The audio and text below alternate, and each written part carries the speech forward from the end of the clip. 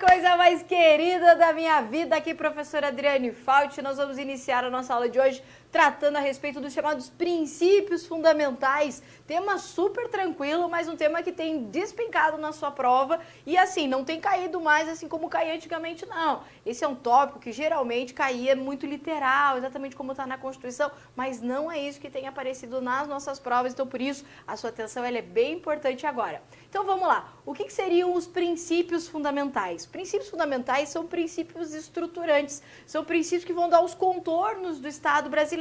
Então a Constituição Federal, lá no iniciozinho dela, nos artigos 1º ao 4º da Constituição Federal, ela já vai dizer quais são os princípios fundamentais. Então, se me perguntar quais são os princípios fundamentais, aqueles elencados no artigo 1º ao 4º da Constituição Federal. E eles vão dizer como que o Estado brasileiro se comporta, qual é a nossa forma de governo, se separa poderes ou se não separa, quais são os regimes políticos, os fundamentos, o que o Estado brasileiro visa alcançar e como ele se relaciona em um plano internacional. Assim, a gente pode elencar de uma forma didática aqui, ó, os seguintes princípios fundamentais que a gente pode extrair desse artigo 1º ao 4º. Primeiro é o princípio federativo. O princípio federativo está previsto lá no artigo 1º caput da Constituição Federal, que vai dizer a República Federativa do Brasil é a união indissolúvel dos estados, municípios e do Distrito Federal. Então aqui ele já caracteriza o Estado brasileiro como sendo federativo. O princípio republicano também aqui no caput do artigo 1º. Eu tenho ainda o princípio democrático. O princípio democrático, ele também está no caput do artigo 1º e no parágrafo único do artigo 1º.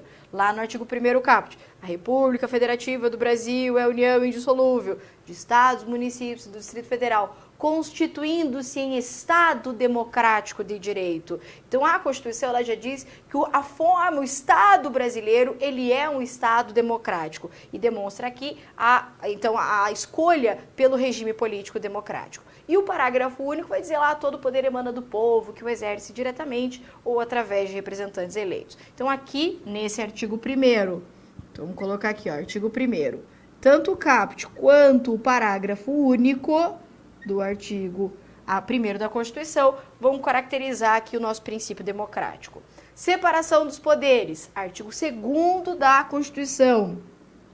O artigo 2º vai dizer o quê? São poderes da União independentes e harmônicos entre si, o Executivo, o Legislativo e o Judiciário. Então, nós separamos poderes do Brasil. Eu tenho os fundamentos. Os fundamentos, eles são os alicerces, as bases do Estado brasileiro. E aqui você vai encontrar nos incisos do artigo 1º, aqueles numerozinhos lá em romano, tá? Eu tenho ainda os objetivos. Objetivos são coisas a serem conquistadas pelo país, que não necessariamente são essa realidade brasileira, mas são coisas que o Estado brasileiro visa alcançar. Então tem lá, construir uma sociedade livre, justa e solidária, garantir o desenvolvimento nacional. Então aqui são ações voltadas para o Estado. Os objetivos estão lá no artigo 3º da Constituição Federal. E eu ainda tenho princípios nas relações internacionais. Esses princípios nas relações internacionais vão dizer como que o Brasil se relaciona em um plano internacional, em relação a outros estados. Esses princípios aqui estão lá no artigo 4º da Constituição Federal. Então, a primeira coisa é você entender quais são os princípios fundamentais, ver que eles estão aqui distribuídos do artigo 1º ao 4º da Constituição e, infelizmente, aqui a memorização, ela é indispensável. Mas fica tranquilo que a gente tem mnemônica, a gente tem forma de você decorar, quando você vê, você já decorou quais são os princípios fundamentais. Então, todos eles se caracterizam como princípios. Uns são princípios e fundamentos, outros são princípios e objetivos, outros são princípios e também princípios nas relações internacionais, ok? Vou apresentar para você aqui uma classificação, que é a classificação do professor José Afonso da Silva. Professor, eu preciso saber essa classificação? Sim, essa classificação já foi cobrada em prova, mas fica tranquilo que é nada daquilo que a gente não tenha falado anteriormente. Só que esse doutrinador, que é bem importante para o direito, ele classifica esses princípios fundamentais em grupos. Essa classificação aqui já foi cobrada pela banca CESP. Quer ver como que ele faz? Ele vai dizer assim, ó, existem princípios fundamentais que são relativos à existência, à forma e estrutura do Estado. Por exemplo, o princípio federativo, que a gente acabou de falar. Por exemplo, quando falamos em soberania do Estado brasileiro, também é um princípio relativo à estrutura do Estado. Direitos, aqui princípios relativos à forma de governo. Princípios relativos à forma de governo é, por exemplo, o princípio republicano. Então nós temos na Constituição princípios fundamentais relativos à forma de governo? Sim, quando ela fala que o Brasil é uma república. Temos princípios relativos à organização dos poderes? Temos sim, que a gente viu que é o princípio da separação dos poderes. Temos ainda princípios relativos à organização da sociedade. Esse princípio aqui, ele se refere ao artigo 3º, inciso 1º da Constituição Federal, que vai dizer que a nossa sociedade, ela deve visar a construção, então, de uma sociedade livre, justa e solidária. Aí como é que vem em prova? Vem assim, ó. Entre os princípios fundamentais, não existe princípio fundamental voltado para a organização da sociedade. Errado, porque existe sim princípio fundamental voltado para a organização da sociedade, ok? Eu ainda tenho princípios relativos aos regimes políticos. Isso a gente já sabe, né? Quando falou que o Estado é democrático de direito, quando falou lá do parágrafo único do artigo 1º. Princípios referentes a prestações positivas do Estado. E essa foi uma questãozinha de 2016 que pegou muita gente. Se a gente for pensar nos objetivos da República, eu tenho lá, construir uma sociedade livre, justa e solidária, garantir o desenvolvimento nacional, erradicar a pobreza e a marginalização e reduzir as desigualdades sociais regionais, promover o bem de todos, sem distinção de sexo, qualidade e quaisquer outras formas de discriminação. Esses objetivos, eles estabelecem nada mais nada menos do que prestações positivas do Estado. Você não concorda? São coisas que a Constituição diz, Estado, você tem que fazer isso aqui, você tem que alcançar esse objetivo. Então eu tenho na nossa Constituição obrigações aqui que referem-se a prestações positivas do Estado dentro dos princípios fundamentais. Como que caiu em prova? Caiu exatamente assim, ó. Dentre os princípios fundamentais, não há princípios relativos a prestações positivas do Estado. E a questão estava errada, porque a gente acabou de ver que tem sim, tá? E ainda tem princípios relativos à comunidade internacional, que nada mais é também do que aqueles princípios nas relações internacionais. Então, bem simples. Agora a gente entendeu quais são os princípios fundamentais, que eles estão lá do artigo 1º ao 4º da Constituição, e como esses princípios se encaixam dentro dessa classificação. Aqui, nada que você não conheça, apenas uma forma de classificar, ok? Então vamos falar a respeito do nosso primeiro princípio fundamental. O primeiro princípio fundamental que a gente vai analisar é o princípio federativo. E o princípio federativo define a nossa forma de Estado. A forma de Estado é a forma como os poderes políticos se distribuem dentro de um determinado território. Só que antes da gente falar quais são as formas de Estado existentes, vamos analisar o que é um Estado. Vamos lá. Então, o que é um Estado? O Estado nada mais é do que uma sociedade. O Estado é um país, tá? Na nossa linguagem aqui seria um país. Como que faz para um negócio ser chamado de país? Como é que eu olho para aquilo e falo que aquilo é um país? Como que eu sei que aquilo é um Estado? O Estado é uma sociedade política que possui alguns elementos próprios. Então, para existir um Estado, eu preciso, primeiro, ter um povo. Esse povo, como que eu identifico quem é o povo de um Estado? Então, primeira coisa, o povo é o elemento humano do conceito de Estado. Eu sei que uma pessoa integra o conceito de povo de um determinado Estado se ela tiver a nacionalidade daquele Estado.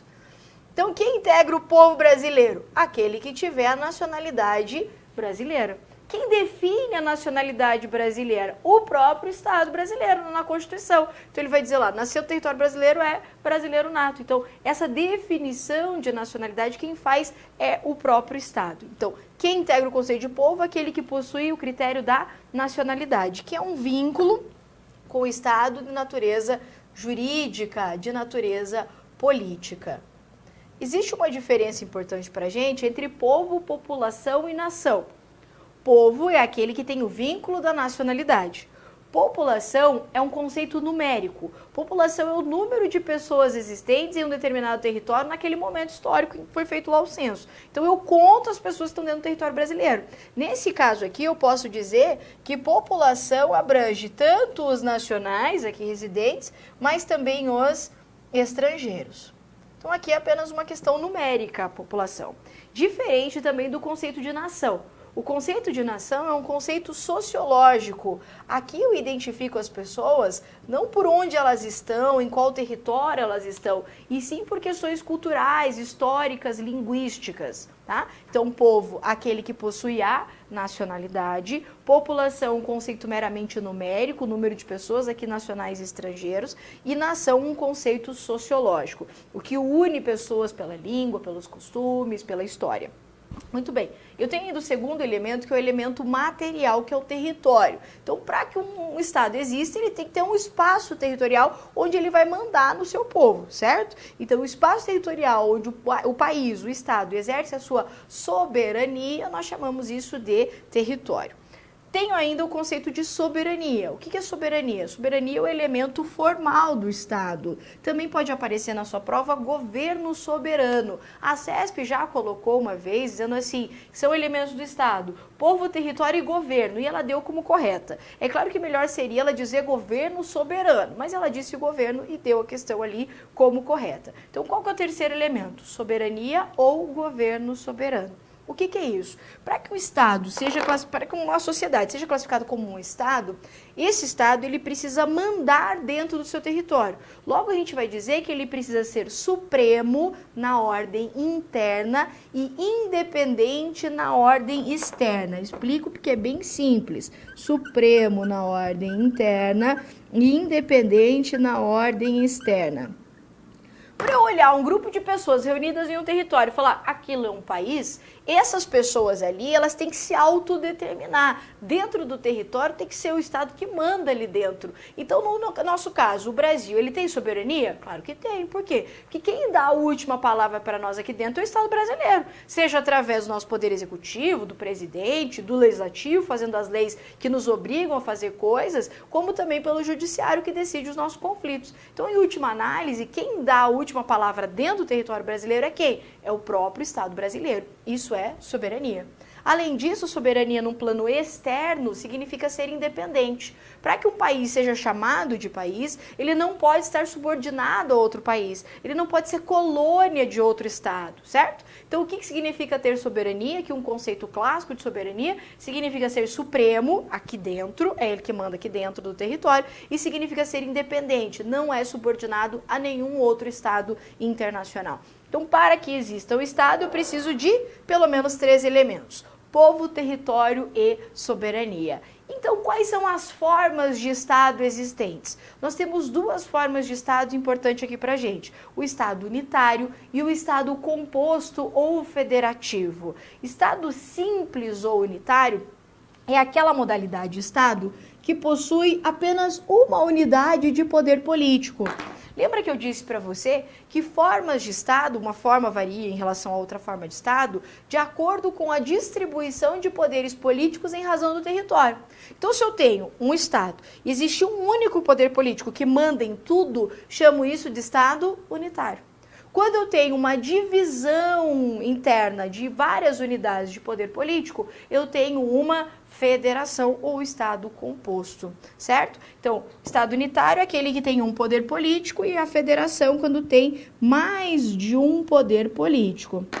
Estados com extensão territorial menor geralmente adotam a forma de Estado unitária. Vê um exemplo? França, Uruguai, Paraguai, têm extensões territoriais pequenininhas. Logo, eles não precisam ter um monte de unidade política interna. Tendo um poder só, uma união, já é suficiente para conseguir organizar aquele território. Diferente do Brasil. O Brasil é um país de uma extensão territorial imensa. Logo, imagine que existisse um único governo, né? Um único poder político, não ia dar conta. Então, o que acontece? Acontece a descentralização política. Eu crio dentro do Estado várias unidades. E no Brasil a gente tem várias, né? Eu tenho a União, aí dentro da União eu tenho ainda divisão em estados. Dentro do Estado eu tenho um negócio chamado divisão em municípios e ainda tem um outro que é o Distrito Federal. Então, no caso brasileiro, nós adotamos essa descentralização política através da escolha da forma de Estado federativa. Para existir uma federação, eu não preciso de 4 poderes políticos como a gente tem no Brasil. Eu preciso de pelo menos 2. Então, se existir uma união e tem o Estado, tem uma federação. Só que o Brasil ele não se contenta com pouco, né, filho? Ele gosta de união, Estado, vamos criar municípios. Se puder criar dentro do município mais outra coisa, a gente quer criar também, tá? Mas para existir uma federação, eu preciso de pelo menos 2 unidades de poderes políticos, ok? Vamos passar aqui para a próxima. Vamos falar um pouquinho a respeito das noções envolvendo o federalismo.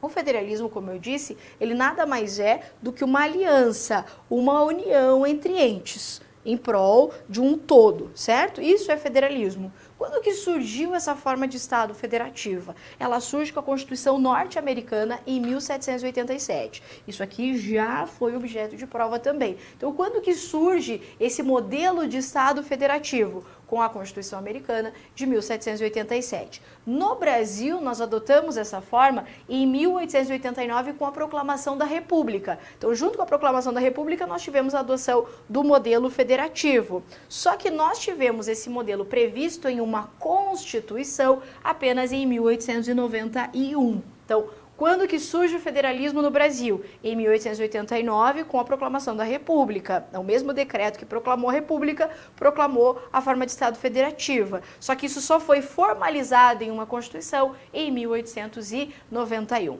A adoção dessa forma de Estado federativa, ela está prevista lá no artigo 1º da Constituição Federal, só que ela não pode ser interpretada de forma isolada. Eu tenho que entender o federalismo, como ele funciona no país, com o artigo 1º, mas também analisando o artigo 18 da Constituição Federal. Quer ver? Vem comigo ali na tela, para eu destacar algumas coisas importantes, para a gente também não errar questãozinha fácil. Olha o que diz o artigo 1º. A República Federativa do Brasil, formada pela união indissolúvel dos estados e municípios do Distrito Federal, constitui-se em Estado democrático de direito e tem como fundamentos, tá? Esse união que ela se refere aqui, ó, tá no sentido de união de junção, sim e não ao mesmo tempo. Isso porque essa união aqui, apesar de não estar com letra maiúscula, é a união como a gente conhece hoje, tá? Então vamos analisar aqui o artigo 18 junto. Olha o que diz o 18. A organização político-administrativa da República Federativa do Brasil compreende a União, os estados, o Distrito Federal e os municípios, todos autônomos nos termos dessa Constituição. Essa união que está aqui, ó, em letra maiúscula, é a mesma união que a gente viu aqui em letra minúscula. É claro que seria maravilhoso se no artigo 1º ele tivesse colocado união com letra maiúscula, mas essa união no sentido de junção indissolúvel é a mesma união do artigo 18. Logo, a gente pode dizer que o Estado brasileiro, que é chamado de República Federativa do Brasil, que é o nome do país Brasil, esse ente aqui é dotado de soberania, porque é o Estado, lembra? Tem povo, território, soberania. Essa é o nome do país Brasil, República Federativa do Brasil. Esse ente aqui é formado pela junção de outros entes. Quem são esses entes políticos? Eu tenho a União, eu tenho os estados, eu tenho os municípios e o Distrito Federal. Esses entes aqui, ó, não têm soberania. Esses entes aqui possuem autonomia política. Autonomia política. Ai, professora, autonomia e soberania é a mesma coisa? Claro que não, claro que não. Soberania é essa capacidade de ser supremo dentro do seu território, mandar na coisa toda. Autonomia é mais simples que isso. Autonomia significa poder se organizar, poder fazer suas próprias leis, poder ter receitas próprias. Tópico esse que a gente vai estudar com mais detalhes lá em Organização do Estado, tá? Mas o que eu quero que você saiba aqui, que é o que cai nesse tópico de federalismo, em princípios fundamentais, é que quem tem soberania é o Estado brasileiro, República Federativa do Brasil. Esses entes aqui não têm soberania, eles possuem autonomia. Logo, eu posso afirmar que República Federativa do Brasil e União são coisas diferentes. A República Federativa do Brasil é o Estado, é aquele que se relaciona internacionalmente. Quem vai lá na ONU conversar com os caras? República Federativa do Brasil. Logo eu vou dizer que essa República Federativa é uma pessoa jurídica, anota isso que é importante, de direito público internacional. Porque é o país Brasil, né? Que vai se relacionar lá com os outros países. Esses outros entes aqui não são pessoas de direito público internacional. São pessoas jurídicas de direito público interno. Porque são entes dentro do país Brasil. Como que vem em prova? Um monte de questão dizendo que a União é pessoa jurídica de direito público internacional. E não é. Ela é pessoa jurídica de direito público interno, porque ela é uma pessoa dentro da unidade federativa Brasil. Certo? Muito bem. Outra coisa que é importante é que eu disse que eles possuem autonomia. Se eles possuem autonomia, é porque não há hierarquia entre os entes da federação. Então, um ente federativo não manda no outro ente federativo. Eles são todos iguais em termos de relação hierárquica. Então, a União não manda no Estado, nem o Estado manda no município. Ao contrário do que muita gente pensa, né? Que acha que a União manda em tudo, mas não é. A União, ela tem as suas atribuições, o Estado a deles, os municípios a deles, o Distrito Federal a dele também. Um não manda no outro. Não existe hierarquia, portanto, entre os entes da federação. Ok? Vamos ver um pouquinho mais. Bom, agora que a gente entendeu, então, o que é o federalismo, quais são os entes que compõem a federação, vamos esquematizar aqui no quadro quais são as principais características de um modelo federativo. Primeiro, aquela que você já sabe, para existir uma federação tem que ter soberania do Estado federal, que no nosso caso é a República Federativa do Brasil. Eu tenho que ter autonomia dos entes que compõem a federação, da União, dos Estados, dos municípios, do Distrito Federal. Todos eles são autônomos. Essa terceira característica talvez é uma das mais importantes para a sua prova. A Constituição vai nos dizer que essa República Federativa do Brasil, ela é uma união indissolúvel. Isso significa o quê? Que em um modelo federativo não pode um ente federado se separar da federação. Isso não significa que dentro da organização política do Brasil eu não possa, por exemplo, criar novos estados, criar novos municípios. Isso eu posso. O que não pode é uma unidade já existente se separar do país Brasil. Por exemplo, você já deve ter ouvido falar a respeito de movimentos separatistas no Brasil, especialmente o povo do Sul aqui, que quer separar Paraná, Santa Catarina, Rio Grande do Sul. Não sei do que nós vamos viver, né, gente? Sei lá, da soja, de certo, né? Porque, por favor, né? Mas tem louco pra tudo. Quer separar o Brasil, aquela história toda. Você acha que isso é possível? Aí muitos falam assim, não, pode sim, através de plebiscito. Claro que não pode. O modelo, ele é federativo. Ah, mas lá na Irlanda... Irlanda é Brasil? Irlanda é federativo? Lá nos outros países... Não, não é. Então é por isso que lá pode, aqui não pode. Aqui no Brasil não existe o chamado direito de secessão. O direito de secessão seria o direito de se separar de um modelo de Estado. No Brasil, por ser uma federação, não há esse direito. Inclusive, caso um Estado queira aí tomar corpo um movimento separatista, é hipótese de um dos requisitos que a gente vai falar ainda, chamada de intervenção federal. Certo? Então, o pacto, ele é o quê? Indissolúvel. Se começar a querer separar, a União pode vir e se meter nessa história toda. A ideia é que haja aqui a indissolubilidade ou indissociabilidade do núcleo federativo. Ok? Muito bem. A quarta característica é a seguinte: para que exista uma federação, eu tenho que ter um documento formal, escrito, que constitua esse pacto. O documento formal escrito que a gente tem é quem? A Constituição Federal. Então, a Constituição Federal é o documento formal, solene, escrito, que cria e institui esse modelo federativo. Ainda, para existir uma federação, eu tenho que ter divisão de atribuições, de competências. Você concorda comigo que se existe uma federação, eu tenho unidades autônomas, certo? E eu disse para você que essa autonomia significa que eles podem se auto-organizar, ter autogoverno, fazer suas próprias leis, ter dinheiro próprio. Ué, para eles terem tudo isso, alguém tem que ter dito que os entes federativos têm essas atribuições. Então, para existir uma federação, a Constituição Federal, ela tem que repartir essas competências. Ela tem que dizer aquilo que compete a cada ente. Sem divisão de atribuições, não existe federação. Eu tenho um Estado unitário, que daí só uma pessoa faz. Mas em uma federação, eu tenho necessariamente que dividir essas atribuições. E a Constituição faz exatamente isso. Então, a gente vai estudar mais pra frente, que a gente vai ver lá que a Constituição vai dizer assim: compete à União fazer isso, isso, isso. Compete aos municípios fazer isso, isso e aquilo. O que ela está fazendo? Ela está dizendo como que o modelo federativo deve ser realizado, tá? A nossa sexta característica aqui, ela é super importante. Para existir um federalismo, eu preciso que as vontades parciais tenham voz junto ao poder central. Presta bem atenção. Eu tenho um ente que representa a vontade do todo, não tenho? Acompanha. Tenho ou não tenho? Tem, que é a União, certo? A União é o ente que representa a vontade de toda a federação.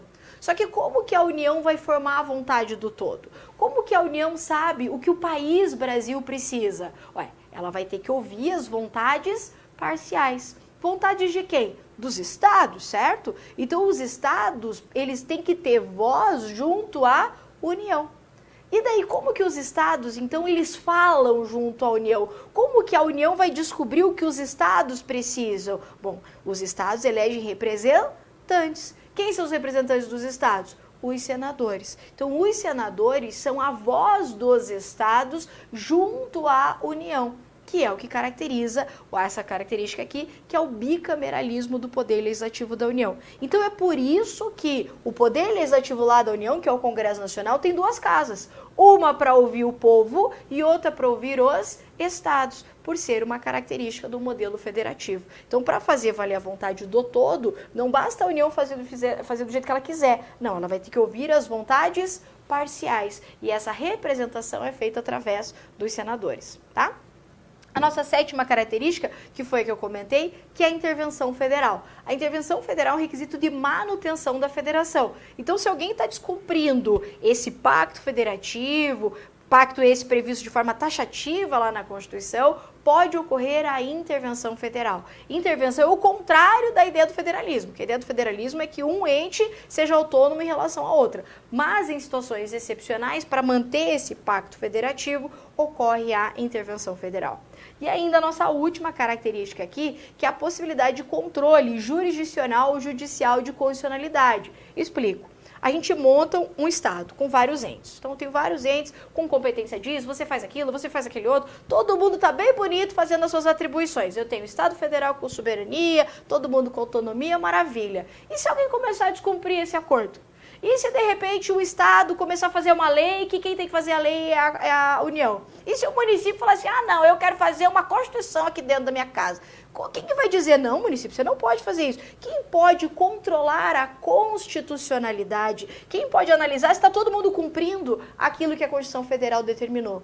Como regra, quem faz controle de constitucionalidade no nosso país é o Poder Judiciário. E especialmente quem? Especialmente o STF, que é o tal do guardião da Constituição Federal. Então, para existir um modelo federativo, eu tenho que ter um ente, um órgão, que vai fazer o controle disso tudo. Que no nosso caso, com preferência, mas não só, é o Poder Judiciário. Ok?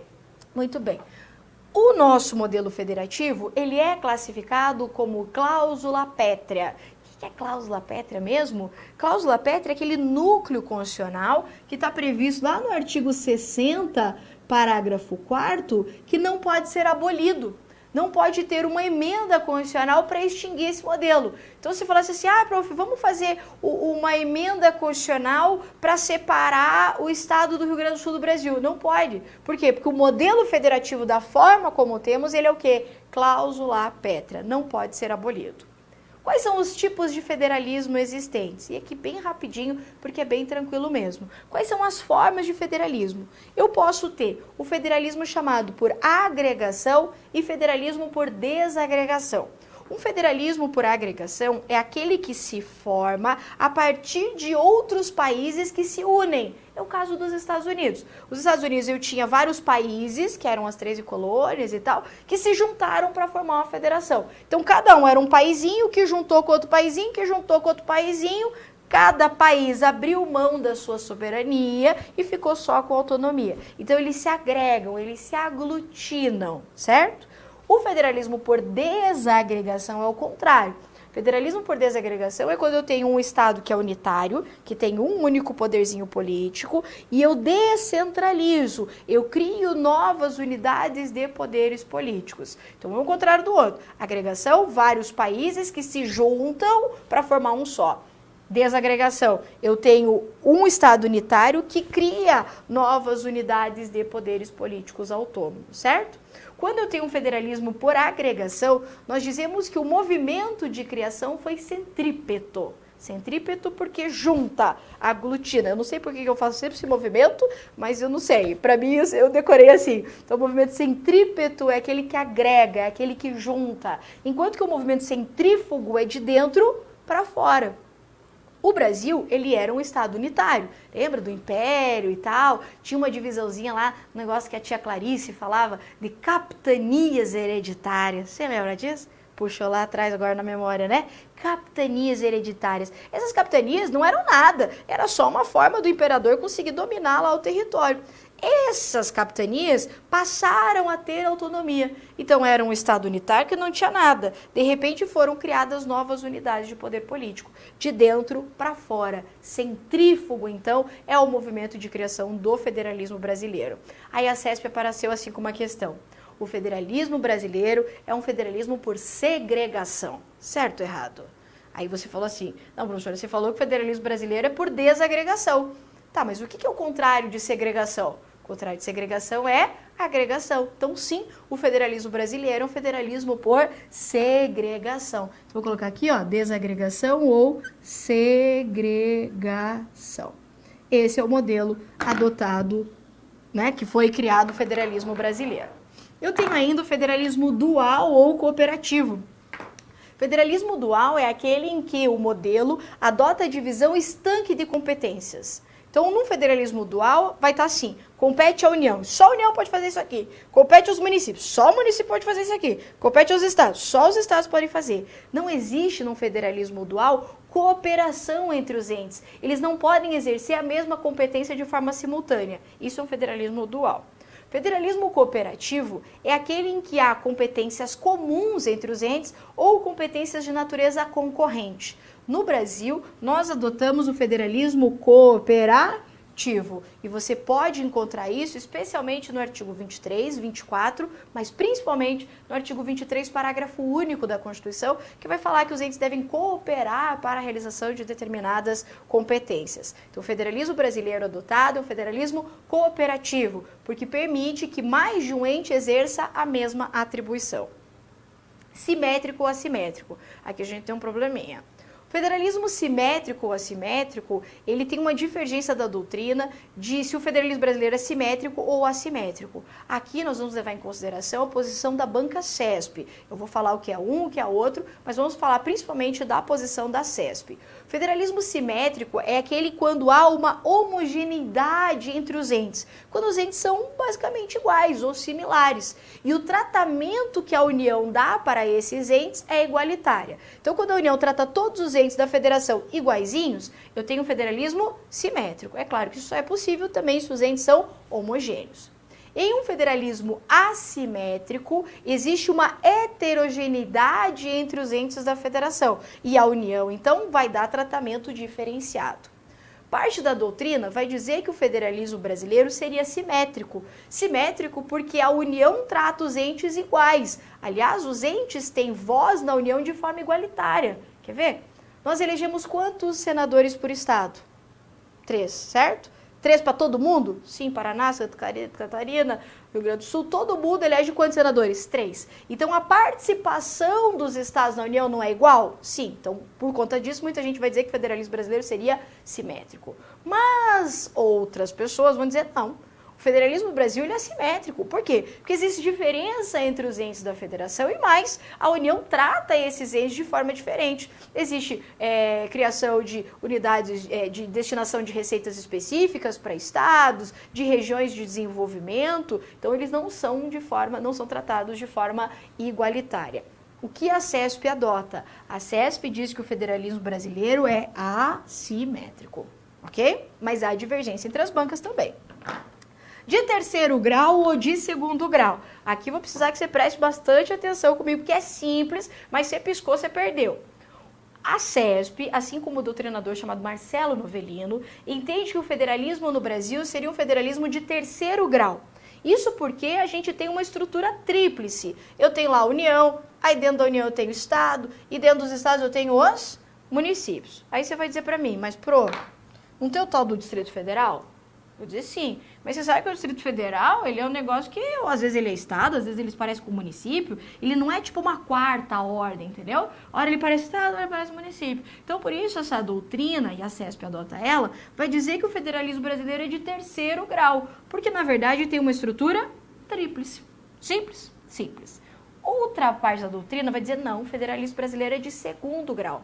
Essa doutrina que diz que é de segundo grau, ela não leva em consideração a estrutura, ela leva em consideração os graus de constituição existentes. Bem simples, dá uma relaxada aí, ó. A União, ela se organiza através de uma Constituição, certo? Que é quem? Constituição Federal.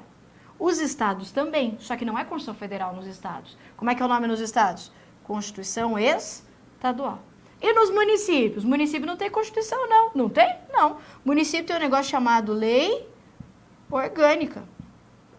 Logo, quantos graus constituintes nós temos? 2.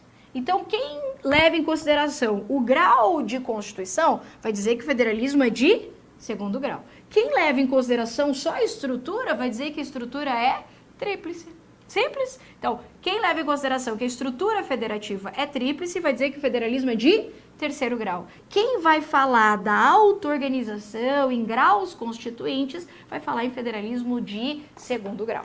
Ok? Muito fácil. Federalismo de equilíbrio, integração e orgânico, só para a gente finalizar aqui, ó. O federalismo de equilíbrio é aquele que visa equilibrar as atribuições no modelo federativo. Então, quando existe uma distribuição igualitária, equilibrada de atribuições, chamamos de federalismo de equilíbrio. Quando eu tenho uma integração, o que é o federalismo por integração? É quando eu tenho um federalismo, na verdade, de fachada. Na verdade, esse Estado queria ser unitário, mas chamou de federalismo por integração. Isso aqui foi típico das ditaduras aqui na América Latina, que, na verdade, tem uma federação, mas as unidades que compõem essa federação não têm quase a autonomia. Então, é um mero federalismo formal, um federalismo de fachada, tá? E o federalismo orgânico? O federalismo orgânico é aquele em que o todo, a União, ela é predominante em relação à parte. Então, eu coloquei que aqui o todo ele é mais importante que a parte. Então, no federalismo orgânico, a federação é pensada como um organismo, em que o todo é mais importante que as partes específicas. Certo? Então, apenas uma classificação aqui pra gente. Vamos ver como é que isso cai em prova? Vamos lá, que aqui que é o mais importante, né? Olha lá como é que diz a nossa primeira questão. De acordo com a doutrina, os princípios constitucionais fundamentais estabelecidos no título 1 da Constituição de 88 podem ser discriminados em princípios relativos à existência, à forma e tipo de Estado, à forma de governo, organização dos poderes, organização da sociedade, da vida política, do regime democrático, prestação positiva do Estado e a comunidade internacional. Veja que essa questão está apresentando aquela classificação que a gente estudou do José Afonso da Silva. Adotando essa classificação, é exemplo típico de princípio fundamental relativo à forma de governo, o princípio republicano, certo? Então, a gente lembra que a gente falou, princípio relativo à forma de governo é o princípio republicano, certinho? Só para você ver como cai essa classificação. No federalismo orgânico, há uma presença marcante do ente federal em detrimento das unidades federadas. Não foi isso que a gente falou? Que no federalismo orgânico o que vale mais é o todo, o ente federal, em detrimento, deixando de lado as unidades federadas. Entre as características comuns do Estado Federal, inclui-se a representação das unidades federativas no Poder Legislativo Central, lembra que a gente falou através dos senadores, a existência de um Tribunal Constitucional, aqui ele se refere ao controle de constitucionalidade e a intervenção para a manutenção da federação. São requisitos e características que a gente estudou? Então tá certinha. A forma de federalismo adotada no Brasil é conhecida como federalismo de segregação e centrífugo, sendo os Estados-membros dotados de autogoverno. É por segregação? Sim, que a gente viu que não é por agregação. E o movimento de criação é centrífugo também. Certinha essa classificação. Olha aqui. O federalismo brasileiro constitui um federalismo de duplo grau, por ter a Constituição da República reconhecido aos municípios autonomia política, administrativa, normativa e financeira, e definido suas competências privativas, regra geral, de forma expressa. O que a gente viu? Todas as questões são CESP, né? A gente viu que ela está o quê? Errada, porque o federalismo, quando ele considera aqui a figura dos municípios, é um federalismo, na verdade, de terceiro grau. Ok, senhor? Espero muito que você tenha gostado da nossa aula. Era isso que nós tínhamos para a nossa aula de hoje. Forte abraço e até a próxima.